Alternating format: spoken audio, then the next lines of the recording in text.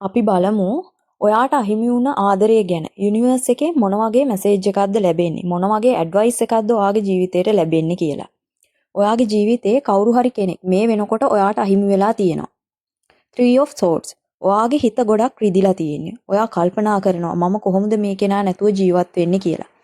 වේදනාව හදවතේ තියාගෙන ඉන්න එපා. ඔයාව සුවපත් කරගන්න, හීල් වෙන්න කාලය දෙන්න.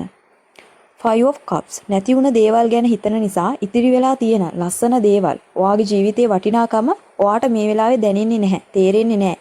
මේ වෙලාවේ ඔයා තේරුම් ගන්න ඕනි අතීතයේ ඔයාට වෙනස් කරන්න බෑ කියන දේ.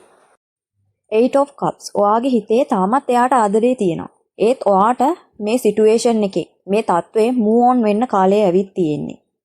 The hermit.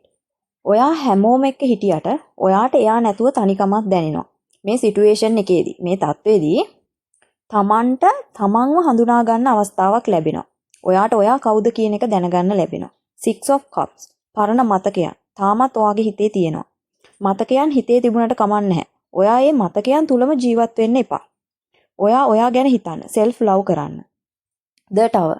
හදිසියෙම එයා ඔයාට අහිමි වුණ එක, මේ සම්බන්ධය නැති වුණ එක ඔයාට දරා ගන්න අමාරුයි. ඒ වුණාට ඔයා පිළිගන්න ඕනි සමහර දේවල් අපේ ජීවිතෙන් ඉවත් වෙන්නේ ඊට වඩා හොඳ දේවල් අපේ ජීවිතයට ලැබෙන්න ඕනි නිසා කියන එක. 4 of swords. මේ වෙලාවේ ඔයාට හොඳ විවේකයක් ඕනි.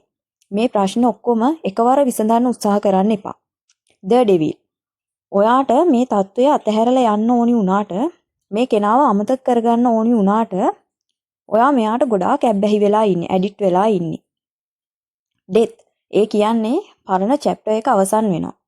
ඔයා දුකින් ඉන්න කාලේ ඉදිරියේදී අවසන් වෙනවා.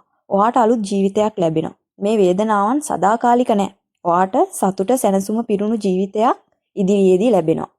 මම හිතනවා ඔයාට මේ රීඩින් එක රෙසිනේට් වෙන්න ඇති කියලා. මේ රීඩින් එකේ රෙසිනේට් පණිවිඩ විතරක් ගන්න. ඔයාටම කියලා ප්‍රයිවට් රීඩින් එකක් ඕනි නම් මට WhatsApp මැසේජ් එකක් දාන්න. channel එක subscribe කරන්න. ඔයාට සුබ දවසක් වේවා.